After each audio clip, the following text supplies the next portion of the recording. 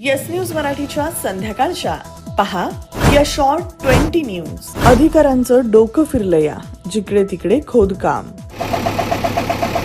या बातमीपत्राचे प्रायोजक गणेश रामचंद्र आपटे, मंगळवार पेठ आणि लकी चौक. आणि आता नव्या अलंकारांसह नवे दालन, रामकुटी 7 रस्ता सोलापूर. गणेश रामचंद्र आपटे.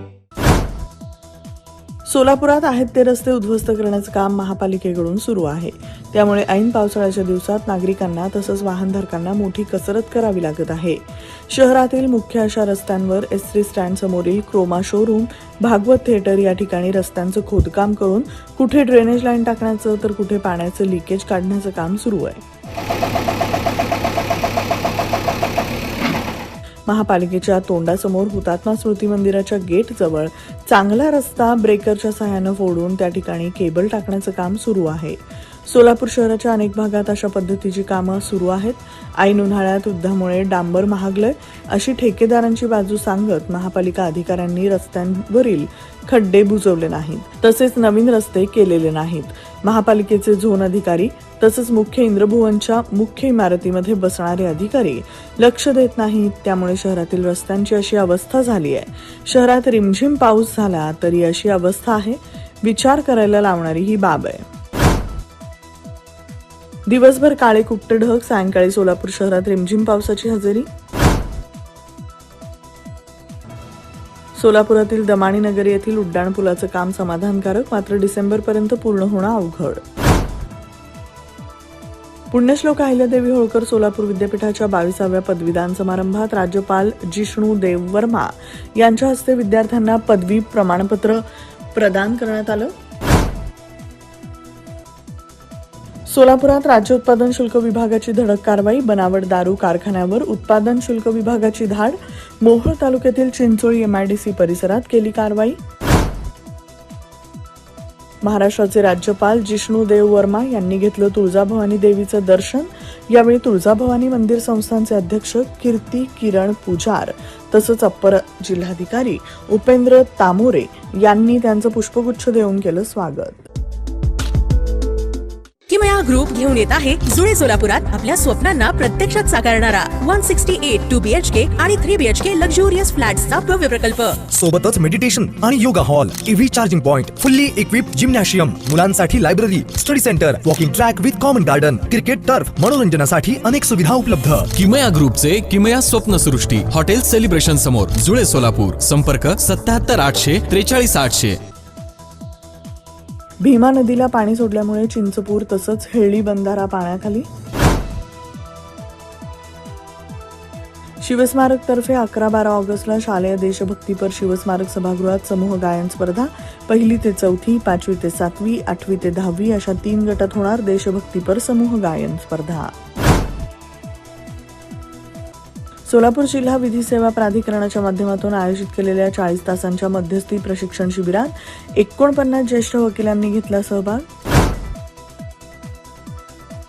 मरियाई यात्रेनिमित्त सोलापुरातील तुळजापूर वेस परिसरात रंगला म्हशी पळवण्याचा कार्यक्रम.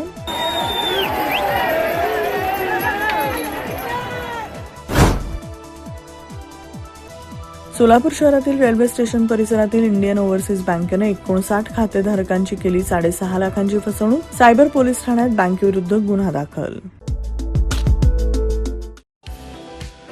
100% ऑर्गॅनिक उच्च दर्जाचे प्रोडक्ट्स व हायजीन असलेले सोलापुरातील एकमेव सलोन स्टाईल मंत्रा, जिथे क्लायंट्सना सर्व प्रकारच्या hair treatment, colour, highlights, PPD, free colour, सर्व advance skin treatments, hair extension, lash extension आणि बऱ्याच इतर ॲडव्हान्स सर्व्हिसेस दिल्या जातात. Bride groom makeup and all package. Style Mantra unisex salon, Agarwal palace, opposite Patanjali mall, Jule Solapur, Solapur. Mobile 6399 888 222. आज सायंकाळी 5:30 वाजल्यापासून उजनी धरणातून भीमा नदीत 40,000 क्युसेक पाण्याचा विसर्ग सुरू.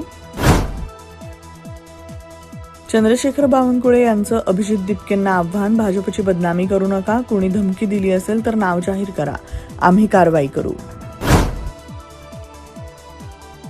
ड्रग्ज फ्री मुंबई अभियानाचा शुभारंभ. भारताला आतून पोकळ करण्याचं षडयंत्र उधळण्यासाठी तरुणाईने एकजुटीनं लढावं, मुख्यमंत्री देवेंद्र फडणवीस यांचं प्रतिपादन. शिवसेना पक्ष आणि चिन्हावर आजची सुप्रीम कोर्टातील सुनावणी संपली. पुढील सुनावणी 4 ऑगस्टला. अभिजित दिपके म्हणाले, बाहेरून फंडिंग होत असेल तर गृहमंत्री अमित शहांचं मोठं अपयश आणि त्यासाठी त्यांनी त्वरित राजीनामा दिला पाहिजे.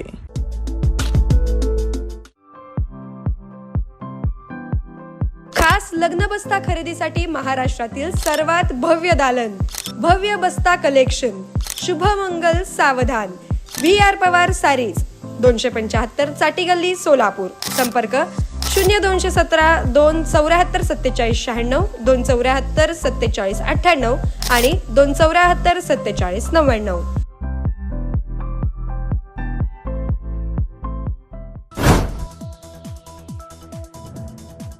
नागपुरात जागतिक दर्जाचं बहुउद्देशीय कन्व्हेन्शन आणि एक्झिबिशन सेंटर उभारलं जाणार असल्याची मुख्यमंत्री देवेंद्र फडणवीस यांची माहिती. यामुळे नागपूरच्या पर्यटनाला आणि आर्थिक विकासाला होणार मदत.